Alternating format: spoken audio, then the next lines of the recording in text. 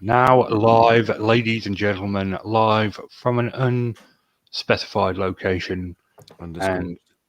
And now, a moment of silence. that was the word I was looking for. It's on the tip of my tongue. Diabetes.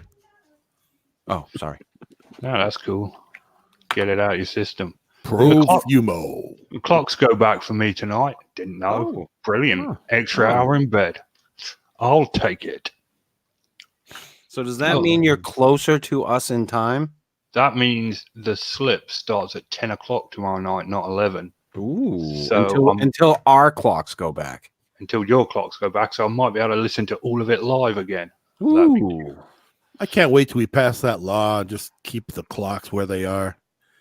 Stop going back and forth. It's dumb. I thought it was because of farmers, but it's actually because of tourists. It's just, there's really no sense in doing it these days. Yeah, it is kind of ridiculous. They should just split the difference. Half an hour. Yeah, split the difference. Half an hour. Split the difference. Set the time back to wherever, or forward to wherever. Everybody just come together. Let's come together, like the Beatles said. Right now. Right now, Phil. Right now. Me. Let's synchronize our watches, Phil. And he is she is he, and we are we, and we are all together. Yes. Right here, right now. Yes. Come together. Yes. So, on that note, ladies and gentlemen, welcome to this week's edition. When I get to the bottom, I go back to the top of the Squatchable podcast, where we take a look at the week in Bigfoot news. Joining me, as always, from the 14 Slip, Chris York. Chris, welcome to the show. I am the walrus.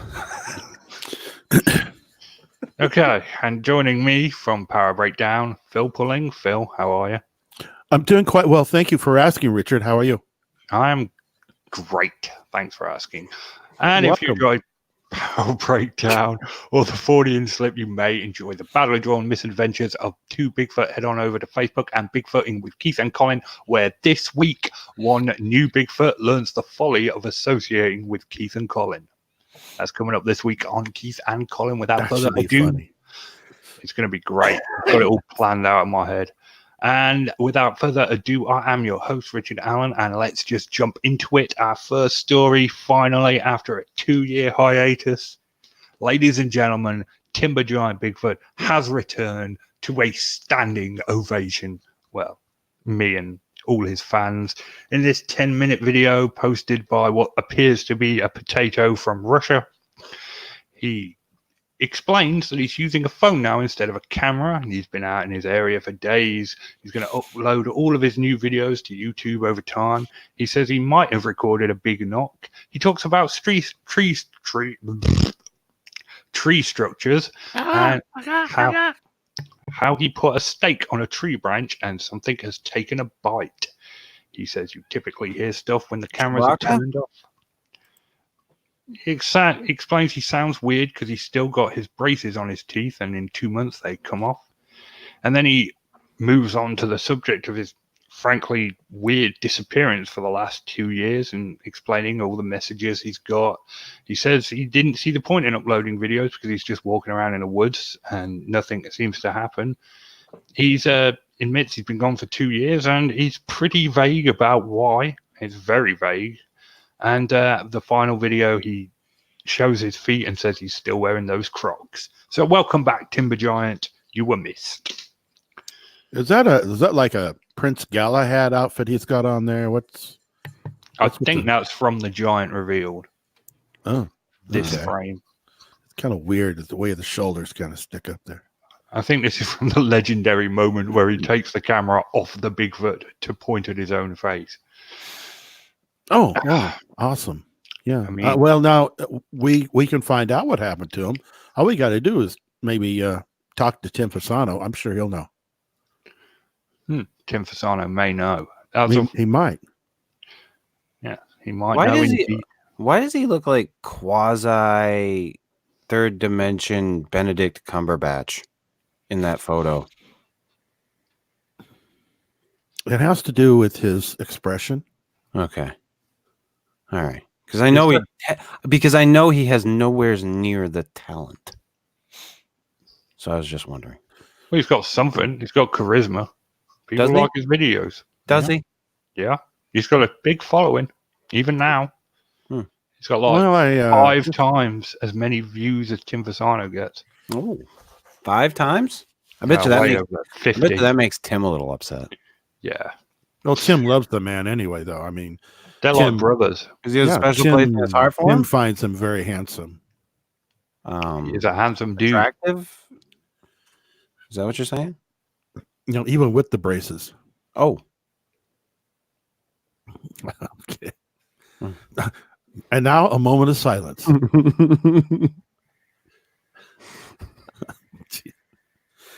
No, I'm just asking questions, Phil. So and so you should, Chris.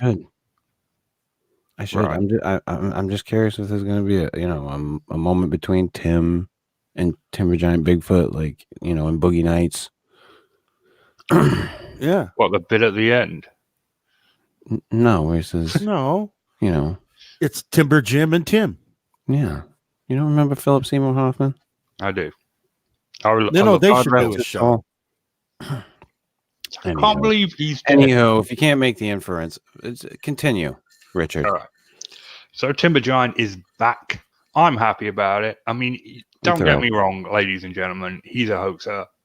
Take his videos with a pinch of salt, but he's got a nice voice. You can put it on in the background and just do other stuff. I find him very relaxing. But as I said, he is a hoaxer. Like, the giant revealed isn't so much a series of red flags as one long continuous red flag that says, I tend to agree with that synopsis.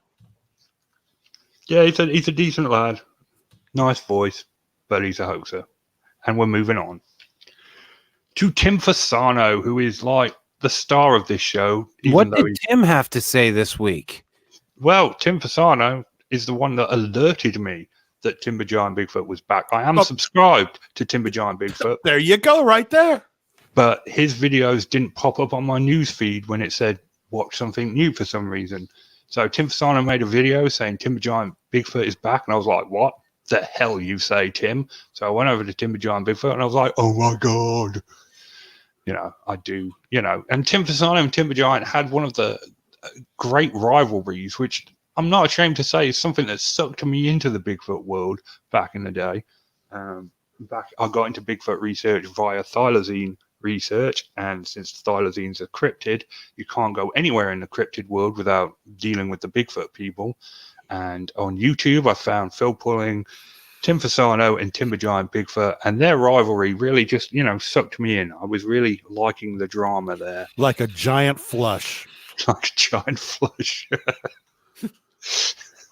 Which one's the king in that?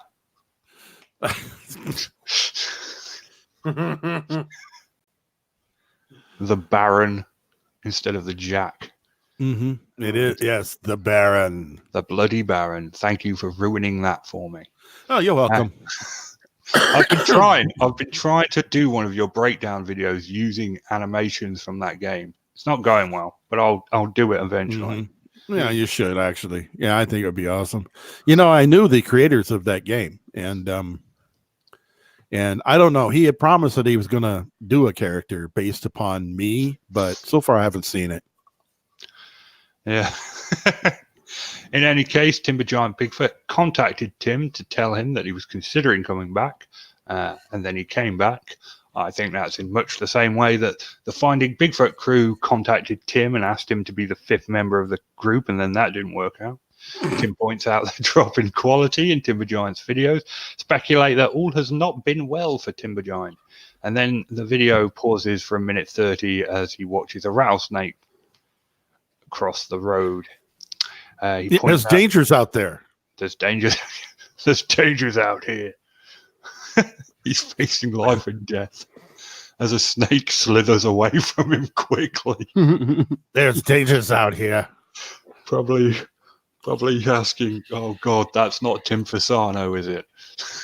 Now you'll know why I keep looking down at the ground.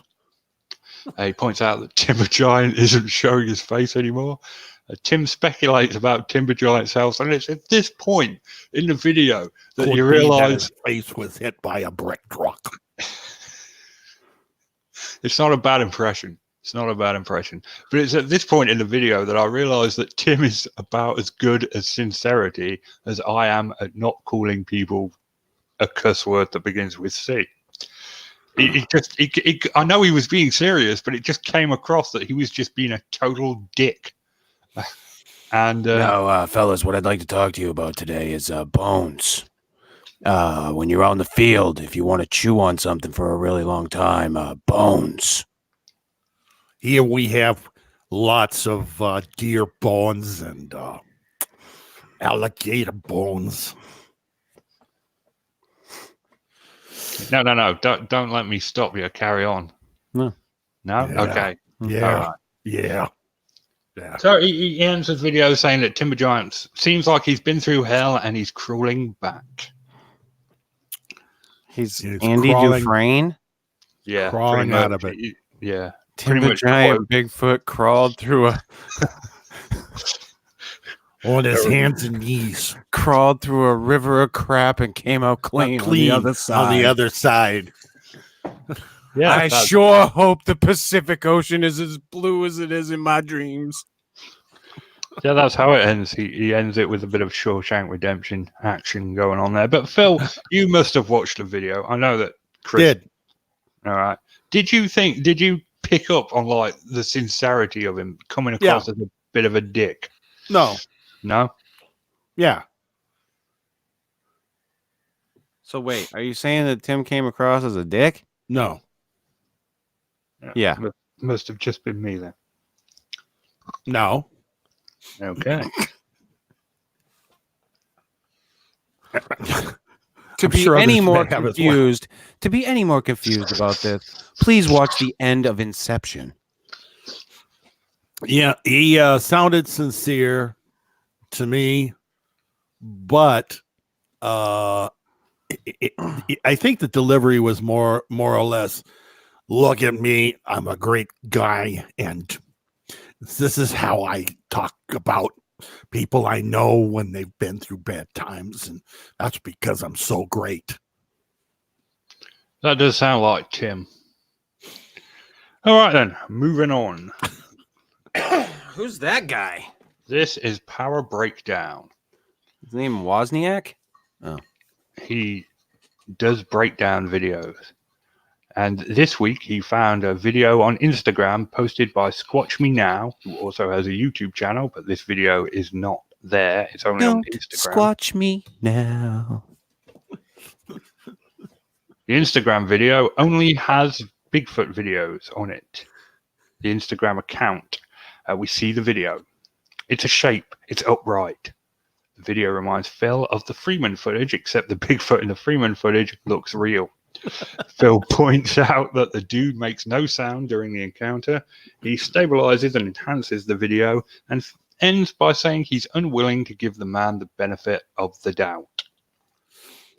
Phil, you weren't impressed by this video whatsoever. I was wrong of me to say that. I might add. My apologies go out to him. Not giving him everyone should get the benefit of the doubt. Everyone should. At least once in their life. But not this time. I didn't feel he needed one. You were not impressed with this video. No, well, I was impressed by the fact that he had the balls to load it up. I wouldn't say it was as bad as that NVTV one we looked at a couple of weeks ago. Well, that was just fun. That was just fun. All right. Well, apparently that's it. Oh, cool. That's all you got this week? Chris, did you see the Power Breakdown video? I saw part of it. So part of it. I saw part of it. So part. Yeah, my don't, fans don't will squatch me now because I'm having a good time. Having a good time. Don't squatch me.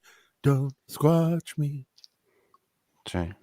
Right, and as always, if you want to watch the videos, the links are in the description. Moving on to Georgia Man, Florida Man's cousin. Ooh.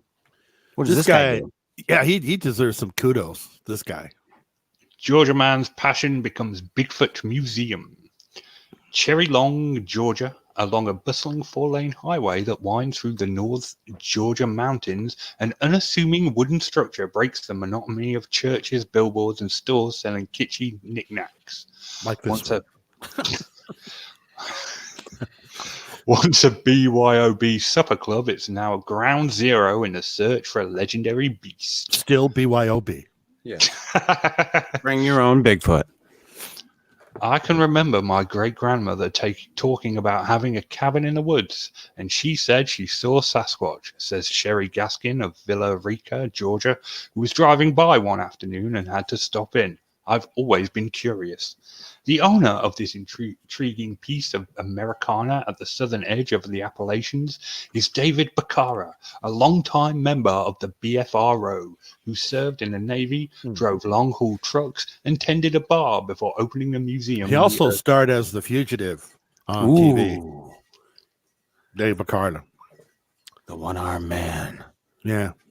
Yeah, that's right. It was a Quinn Martin production. A Quinn Martin production. He's looking to provide both entertainment and enlightenment in an area known for apple orchards and blazing fall colors. I wanted to take what I know about Bigfoot as an active researcher and investigator, but I'm also a huge Disney World fan, the 57-year-old Bacara says. I was thinking maybe I can make this thing like a family attraction. Instead of Space Mountain, the attraction not far from the Tennessee state line has an elaborate display of Bigfoot laying siege to a remote cabin with a hatchet-wielding mannequin desperately trying to bar the door as two hairy paws bust open the top. Color-coded maps document hundreds of alleged sightings. Like real life.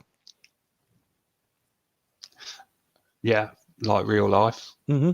Thank you for completely knocking me off my flow. A towering reproduction depicts a hairy 8-foot tall beast, and the famed 1967 video of an alleged Sasquatch sighting plays on a loop, along with the harrowing recollections from those who claim to have encountered a Bigfoot. The reason I didn't shoot it is because it was just too human, a hunter says in one account. I couldn't pull the trigger because something told me this ain't right. You should have a word with Justin Smehart. More than one word. And a lot of expletives. There's even a glass case claiming to hold feces collected from a Sasquatch in Oregon. Nice. Oh dear. Is that the one I think it is? Yeah. Believers continually add to the already ample collection. On a recent day, the mail carrier delivers 2 casts of footprints supposedly made by foreign Bigfoot. You want to see an Australian cast? Bacara asked, tearing into a package. He has filled up the former supper club and is planning to expand his museum, which welcomes about 50,000 visitors a year. For those who think Bigfoot is a phenomenon confined to the Pacific Northwest, where that grainy video from more than 5 decades ago gave Sasquatch its great exposure to his fame, Bacara is quick to point out countless sightings the world over. In Australia, the mythical creature is known as Yowie. In the Himalayas, they call it Yeti. In Russia, it goes by Alma. Closer to home, there's the Florida skunk ape, the Georgia booger, and the Missouri momo. This has been a National Geographic production. Bum, bum, bum. There are also subspecies of these things, Bacara claims, displaying nothing but sincerity. Some have short hair, others have long red flowing hair. Some are multicolored, almost like a squirrel where there's gray, red, and brown mixed together. Some of them have a very human-like face, and some of them look like George Lucas's dog. He'll gladly tell you about the time he saw a pair of the elusive beasts. Well, go ahead. Tell me about those times.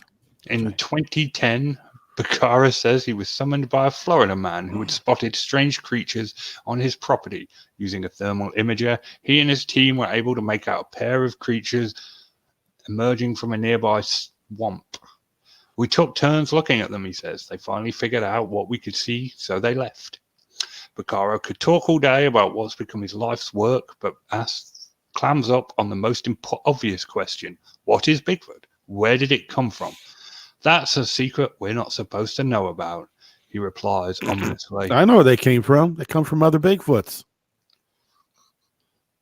Bacara asks most visitors to treat the museum with respect, at least when they're on the grounds. I'm just curious, says Angie Lander, who stopped with her family. So far, I've seen nothing that convinced me. And that's how the article ends. That is a terrible ending. No, it was worse because of the fact that in the article, we don't get to see a tour of the nice little quasi museum he's got. It's just this one photograph, and there's nobody walking around with a video camera showing all the no interview with him on video, nothing like that. It was just one little tiny picture. Phil, when you I want to see the museum. I don't want to. Listen, do you get to see the wizard behind the curtain? No. Yeah. Yes. No, you're not supposed to. Phil, you gotta leave something. You gotta leave something to be desired. Phil. Okay. This is Georgia man. Okay. Yeah, you got a point. Distant cousin of Florida man. Suppose. I mean, I don't know what's going to happen with Keith and Collins, so I guess And I don't either. And maybe Mutual of Omaha will make a whole series about this.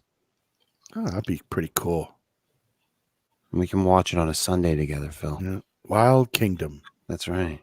Mutual of Omaha's Wild Kingdom. All the Bigfoots. They had a Natural World special on weasels on Friday. Oh, awesome. I really liked it. That has to do with Bigfoot, how? Oh, no. Animals. Weasels don't sound like Bigfoots. They sound like skunk apes. Oh. It's true. It is known. And for our final story, we go to Squatchable for a nice 50-second video of something screaming. And unlike other videos I've seen from Squatchable, you can actually hear something in this one, and it is creepy to say the least. Did you guys watch it? This one I missed. This one not only did I watch it, but I also Phil sent me the actual scream. That's it. But I also made my own version of it with enhanced audio and posted. You did? Yeah. What do you think, Phil? Yeah, it sounds like an animal in pain. Mm-hmm. And it could be any. It could be a bear in great pain, or perhaps even an elk in great pain. The thing is that it keeps going over and over and over for a full minute. It just never stops. And that tends to make me think that it's not just like some kind of a call, like here I am, or some kind of a communication thing, or mating call, or anything like that. It's something that it's hurt itself and it's screaming over and over again because it's in pain. Therefore, if it's a scream in pain, it could come from anything, because we don't know honestly what a bear sounds like when it's, let's say it's broken its leg and he's screaming. We don't know. We don't know. Same with elk or moose. We know what their calls are like when they're mating or rutting or whatever, but we don't know when they actually injure themselves. Right. To because it's, boy, when this thing was screaming, though, I'll tell you, it's freaky as hell. But yeah, one of the times when I went out into the woods with a bunch of quote unquote Bigfooters, we heard what was more than likely a fox or a rabbit, but the scream that came out of that thing was blood curdling. Oh, foxes are known for that. They call it the vixen scream. Yeah, and it was, we were all like, it like raised the hair on my neck when I heard it. So yeah, I mean, those are pretty wicked. Yeah, it you can hear some strange things out there that aren't necessarily, or don't necessarily have to be equated with Bigfoot. Yeah, I think you pretty much have to reach to just automatically say that sounds freaky. It's Bigfoot, right? So, but yeah, it was cool. It was a cool video. It was a good video. I liked it. It was very nice. You could hear something. Yeah, I was a now fan when of I it. enhanced the sound on this, you could really hear it. I mean, I really cranked that bad boy up and EQ'd it and everything. It's made you happy. Yes, it did. I was very satisfied with the production. Yeah. So we all enjoyed it. Yeah. Alrighty then. So that'll wrap us up for this week. Phil, I got to tell you something though. You have been smoking hot with Keith and Colin. I mean, it's been like every day, one thing after another with them.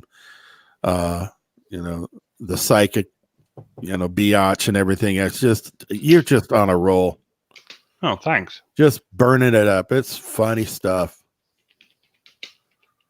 Oh, well, thank you very much. Oh, you're welcome. Thank you for bringing this to us. It's nice to hear. Some people appreciate it. So like I said, this week, a new Bigfoot will learn the folly of associating with Keith and Colin.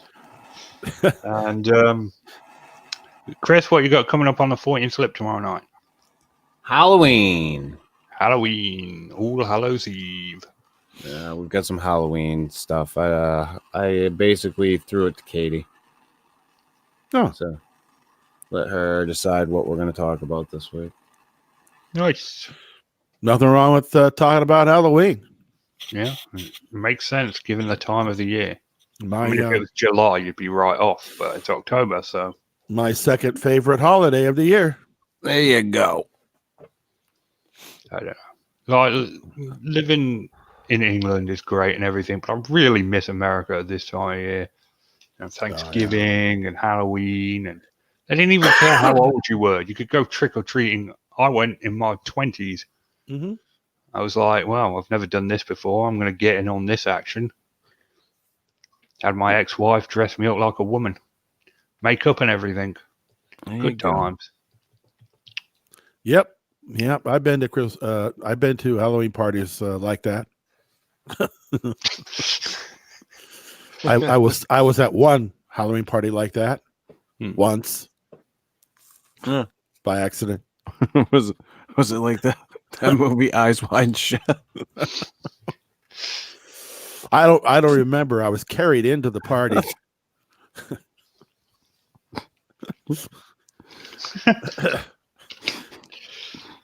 You two. Yeah, those guys. Just be glad I didn't continue with that joke.